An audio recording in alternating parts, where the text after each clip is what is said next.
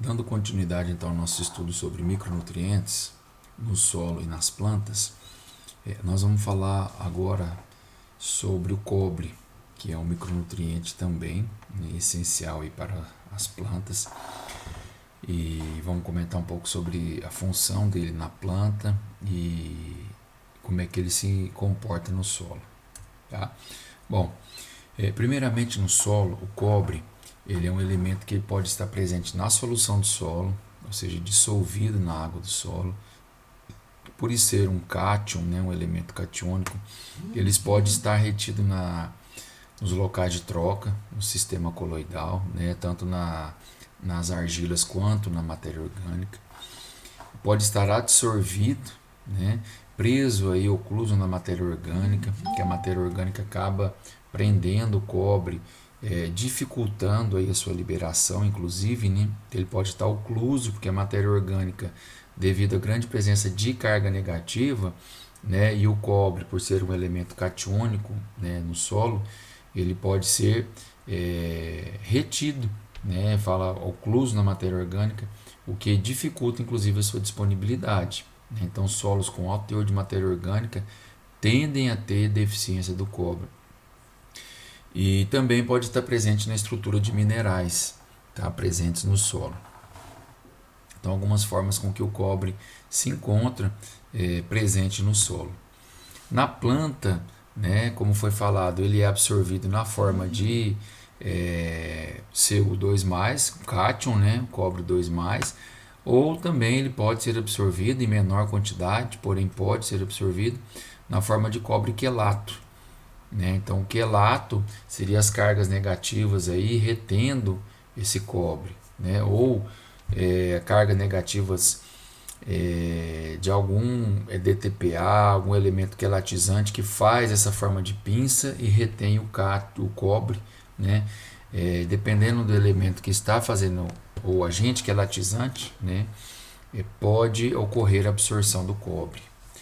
Dentro da planta, então, ele tem uma certa mobilidade no floema, né? Então ele tem essa movimentação e distribuição dentro da planta.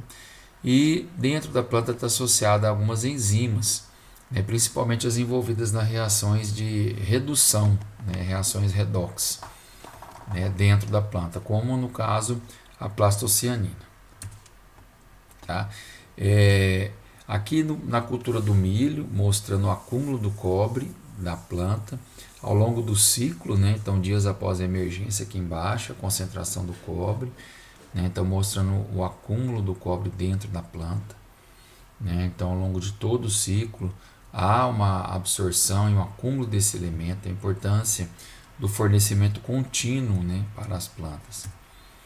Alguns sintomas de deficiência, né, que podem ser decorrência da falta do cobre, né? Folhas verdes bem escuras, né? Então algumas a gente fala que chega a ficar até azul, né? De tão verde, assim, um verde bastante intenso. Elas acabam tendo um aspecto retorcido por conta da ausência do cobre, né? Gerando aí uma má formação nas folhas. Dependendo da severidade do sintoma, pode aparecer pontos necróticos. Então a folha fica num verde bastante intenso, escuro, e forma alguns pontos, né, necróticos, e severidades maiores as folhas podem até cair, tá, prematuramente. Então são alguns sintomas de deficiência. Eles ocorrem aí nas folhas mais novas, né, devido a essa baixa mobilidade dentro da planta, e podendo levar à morte aí do meristema apical, né, da planta nos pontos de crescimento. Então essa é uma foto de um solo orgânico, né, ou seja, que tem um alto teor de matéria orgânica, e por isso aí a presença da deficiência do cobre. Né? Em nossas região do Cerrado, não é muito comum deficiência de cobre, primeiro devido à baixa quantidade, né, ou baixa concentração de matéria orgânica presente no solo. Segundo, devido a alguns produtos fitossanitários, como alguns fungicidas cúpricos, né, que tem como base o cobre, que são aplicados de forma aí preventiva nas culturas e acabam fornecendo o cobre necessário pelas plantas. Outro elemento então que nós vamos comentar sobre o ferro, tá? Um elemento bastante abundante, né, na crosta terrestre e no solo, né, e um micronutriente essencial para as plantas. Bom, em torno de 5% de peso da crosta terrestre é ferro, né? Isso dá em torno de 130 toneladas por hectare em média, né, de ferro, do elemento ferro. Porém, né, o que se encontra disponível para as plantas são teores muito baixos, que são os teores solúveis, devido à forma com que ele se encontra, a maior parte na estrutura dos minerais, ou seja, não se contabiliza esse elemento como disponível. Tá? No solo, ele pode formar complexos orgânicos ou quelatos com facilidade. Tá? Então, ele se encontra na forma de ferro 2+, ou ferro 3+, né, que são as duas formas que ele está disponível no solo. A forma 2+, é a forma que é absorvida, semelhante ao manganês, né, mas a forma 3+, é a forma mais constante, ou em maior concentração no solo. Então há uma redução na superfície da raiz, de 3+ para 2+, a planta acaba absorvendo. Bom, na planta, ele é um componente de enzimas, né, envolvido na transferência de elétrons. Um exemplo aí para nós são os citocromos, né? Então o ferro faz essa transferência de elétrons, ele acaba absorvendo e doando elétrons, né? A eficiência da absorção está relacionada com a capacidade da planta de reduzir, né, o ferro 3+, que é o que se encontra em maior concentração no solo, para o ferro 2+, e essa redução é feita na superfície da raiz, ou na rizosfera. Tá? Então, os solos que têm uma boa aeração, como a maior parte do solo do cerrado, solos profundos, altamente temperizados, que tem uma boa drenagem de água, né, a predominância do ferro 3+, que é o ferro férrico, né, que é o mineral hematita. Então, há que se haver essa redução, né, para o ferro 2+, e essa redução é uma capacidade que ele difere de cada vegetal, de cada planta. Então, quanto maior essa eficiência na absorção, maior a capacidade do solo em absorver o ferro. Alguns sintomas de deficiência muito raro de se ver nas nossas regiões, como foi dito, aí, devido à alta concentração do ferro nos solos, no cerrado, né? Mas sintomas de deficiência eles aparecem com clorose entre as nervuras, tá? Nas folhas mais novas, e casos mais extremos, né? Folhas brancas ou esbranquiçadas, como veremos aqui a seguir. Então, clorose entre as nervuras, né? Então, a gente pode ver aqui esse amarelecimento, tá? Esse é o sintoma característico de deficiência de ferro, aqui mostrando também, menos acentuado, porém, né, clorose. E em casos mais severos, nós podemos ver aqui, né, as folhas esbranquiçadas, tá? Como a gente pode ver aqui, as folhas mais novas esbranquiçadas devido à ausência do ferro, né? Então, essas parcelas mais claras são áreas que não receberam tratamento com ferro em solos que têm baixa concentração de ferro.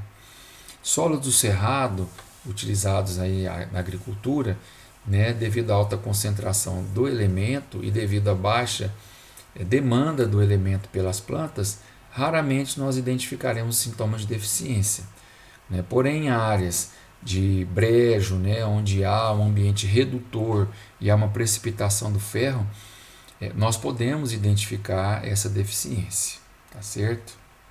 Então, esse é o elemento ferro, né? Sintomas de deficiência, folhas mais novas, casos mais severos, esbranquiçamento. Então, começa com essa clorose internerval, chegando ao esbranquiçamento, como a gente pode ver aqui nas folhas do milho. Outro micronutriente, né, bastante importante para as plantas é o molibdênio. Tá?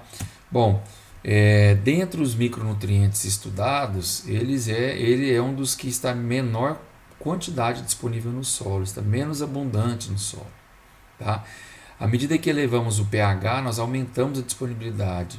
Então, diferente dos micronutrientes metálicos, como cobre, zinco, manganês e o ferro, O molibdênio, que tem a sua disponibilidade reduzida com o aumento de pH, o molibdênio é o contrário, assim como o boro, né? Aumentou no pH, nós aumentamos a disponibilidade desse elemento. Tá? No solo, ele pode se encontrar tanto no interior dos minerais, como parte da estrutura cristalina dos minerais. Né? Ele se apresenta na forma trocável, retido nas argilas, e também pode estar presente na matéria orgânica e solúvel em água, de onde a planta vai absorver. Na planta, ele vai interferir no crescimento das plantas, porque né, ele faz parte do metabolismo do nitrogênio. Né? O molibdênio ele é um componente da enzima redutase do nitrato, que faz a redução do nitrato a nitrito, né? E que é uma forma assimilável pela planta. Tá? Então, daí a importância do molibdênio, por conta dessa atuação na redução, né, do nitrato a nitrito, de uma forma assimilável pela planta. Então, a ausência do molibdênio, né, poderá acarretar a deficiência do nitrogênio, tá? Por conta da interrupção desse processo de transformação de nitrogênio no solo. Dentro da planta, ele é moderadamente móvel. Alguns sintomas de deficiência, né, identificados na literatura: clorose generalizada entre as nervuras e a necrose das folhas mais velhas. Então, deficiência mais acentuada, né, podem ocorrer ou acarretar a necrose e a queda prematura dessas folhas. A formação das flores também pode ser impedida ou ainda pode cair prematuramente. Tá? Então, devido à deficiência do molibdênio. Outro elemento, cloro, né, que também é um elemento micronutriente, né, bastante utilizado aí nas formulações dos fertilizantes. Então, a forma com que ele é absorvido é o Cl-. Né? Dentro da planta, ele é um íon acompanhante, por apresentar uma alta mobilidade e ser tolerado em altas concentrações. Né? Ele apresenta um bom comportamento para manter o potencial de cargas através das membranas. Então, hoje o fertilizante potássico mais utilizado na agricultura, mais de 90%, é o KCl. Né? Então, o potássio e o cloreto. Então, daí a principal fonte hoje de cloreto para as plantas é o cloreto de potássio. Tá? A principal fonte de cloro para as plantas. E ele tem essa importância, né? Devido à sua alta mobilidade, ele é um íon acompanhante. Ele facilita o transporte de outros elementos dentro das plantas, tá? E através das membranas das células. Sintomas de deficiência do cloro: diminuição do tamanho das folhas, né? Murchamento de folíolos, pode acarretar clorose, bronzeamento e até necrose das folhas. A redução, a suspensão da frutificação devido a baixa pegamento aí do processo do florescimento e da frutificação, e pode afetar também o desenvolvimento das raízes. Tá?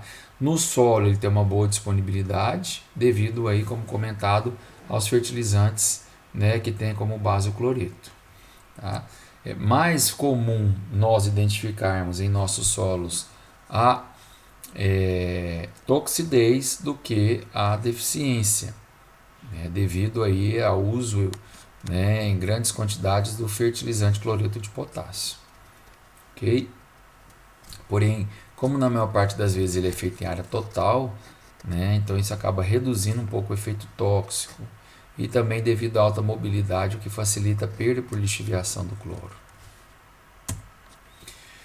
Outro elemento, níquel, né, um elemento que recentemente foi enquadrado aí como um micronutriente, né, ele é constituinte da urease, né, nas bactérias fixadoras de nitrogênio, e então ele participa desse processo, né, de redução e transformação do nitrogênio na atmosfera em nitrogênio amoniacal, que é feito pelas bactérias.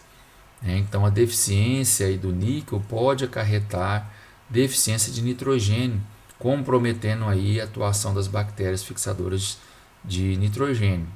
Tá? Trabalhos mais recentes apontam da importância do níquel como proteção de plantas, principalmente aí em doenças fúngicas. Tá? Então ele forma como que uma barreira nas camadas superiores aí da epiderme, das folhas, promovendo aí uma proteção contra doenças fúngicas. Então, aqui alguns estudos, né, mostrando, né, plantas quando adubadas com maiores concentrações de níquel tendem a dar um efeito mais protetivo, né, com relação à doença fúngica. Tá? Então esse é o níquel. Bom, resumidamente, né, formas de absorção e principais funções nas plantas, nós temos aqui o boro, mobilidade na planta baixa, tá? Cloro baixa, cobre alta, tá? Ferro baixa, manganês baixa, molibdeno baixa e zinco baixa. Formas de absorção pela planta e as principais funções.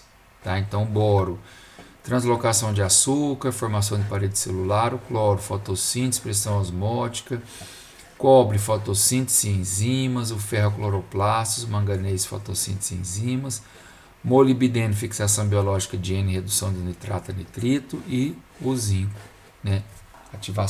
Ativador enzimático. Tá? Então, resumidamente, os micronutrientes que nós vimos, além do níquel, né, que tem essa importante função também na fixação biológica de nitrogênio, importante para as bactérias. Bom, vendo aí, finalizando os micronutrientes, nós vamos falar rapidamente sobre alguns fatores que afetam a disponibilidade dos micronutrientes no solo. Tá? O primeiro fator que nós vamos comentar é o pH, porque o pH do solo ele controla a solubilidade dos íons. Tá? Então, esse gráfico aqui ele ilustra bastante, de forma bastante clara, como que o pH acaba afetando a disponibilidade dos micronutrientes. Né? Então, nós vemos aqui os micronutrientes metálicos. Né? À medida que nós aumentamos o pH, nós reduzimos a disponibilidade. Tá? Já o molibdeno e o cloro, né, e o boro, aumentamos o pH, aumentamos a disponibilidade. O boro, até certa faixa do pH, aumenta a disponibilidade, depois começa a reduzir. Então, esse comportamento é importante nós entendermos porque, né, não devemos elevar o pH excessivamente, acima do 6,5, e nem trabalharmos em solo ácido. Temos que encontrar esse equilíbrio, né, para que tenhamos uma boa disponibilidade dos micronutrientes.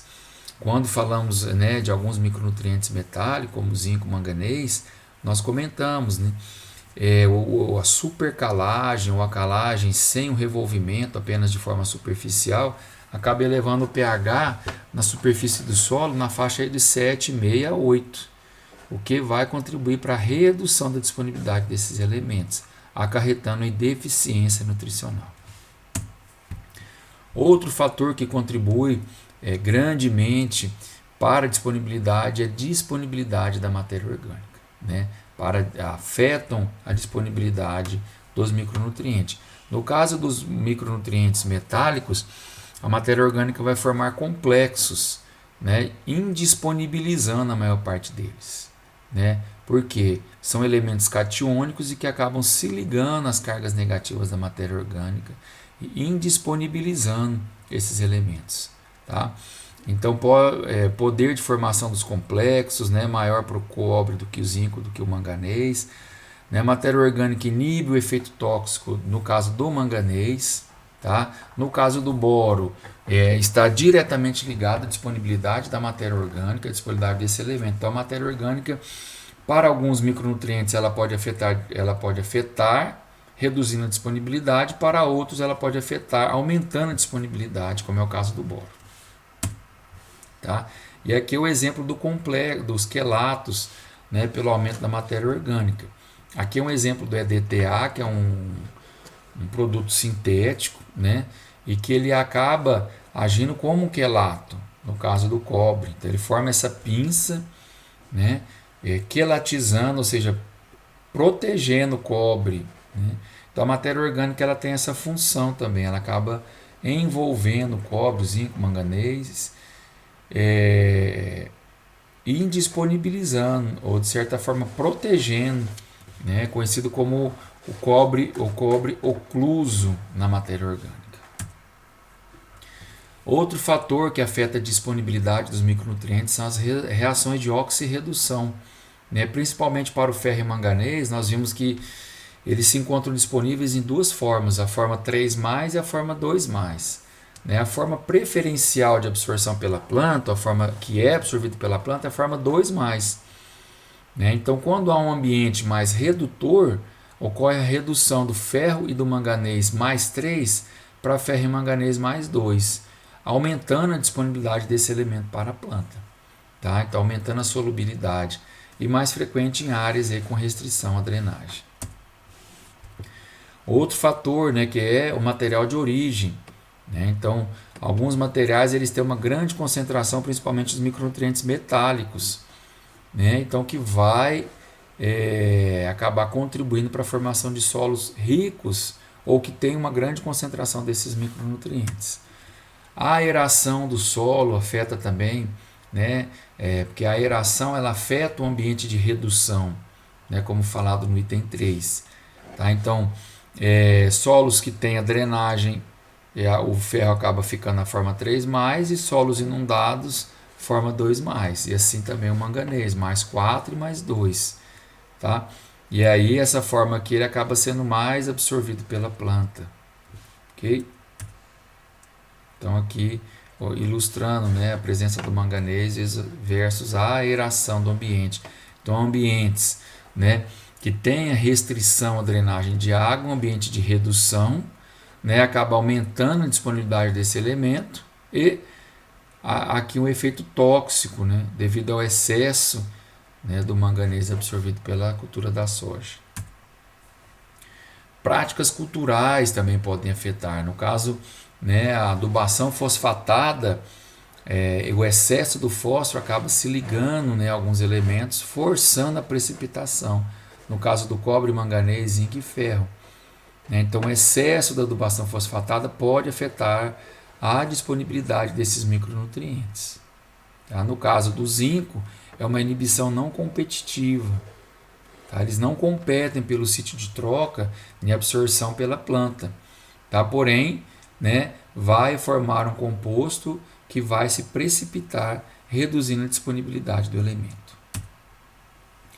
Queima de restos culturais, no caso aí do boro, né, que nós vimos que a principal fonte de boro para o solo e para as plantas é a matéria orgânica. Então, quando nós estamos queimando a matéria orgânica, nós estamos contribuindo para a volatilização desse elemento, reduzindo a disponibilidade dele para o solo e, consequentemente, para a planta. Tá? Então, esses são alguns dos fatores e, como consideração final, né, é importante nós estarmos atentos, né, com relação aos micronutrientes, que eles têm sido utilizados em maior quantidade devido ao entendimento da importância desse elemento, o aprimoramento das análises de laboratórios, né, e por isso tem crescido o uso de micronutrientes. Né, porém, alguns cuidados devem ser tomados. Né, não devemos utilizar de forma indiscriminada. Né? Hoje existem algumas empresas, né, ou às vezes até alguns profissionais que usam de má fé, querendo comercializar o produto que às vezes não é necessário. Né? Então nós devemos estar atentos, assim como os macronutrientes devem ser utilizados na quantidade correta, na hora correta. Né? O excesso pode causar efeito tóxico, né? Danificando o desenvolvimento da planta ou comprometendo o desenvolvimento da planta. Né? Devemos estar sempre trabalhando com análise de solo e também análise foliar. Né? Não só a diagnose foliar, mas a diagnose visual, procurando fazer essa correlação que tem no solo, a planta está conseguindo absorver, será que está havendo algum efeito competitivo, né? Alguma interação entre os elementos no solo. Tá? E é importante estarmos atentos com relação à época e forma de aplicação. Tá certo? Então, esses são os micronutrientes e a seu comportamento no solo e na planta.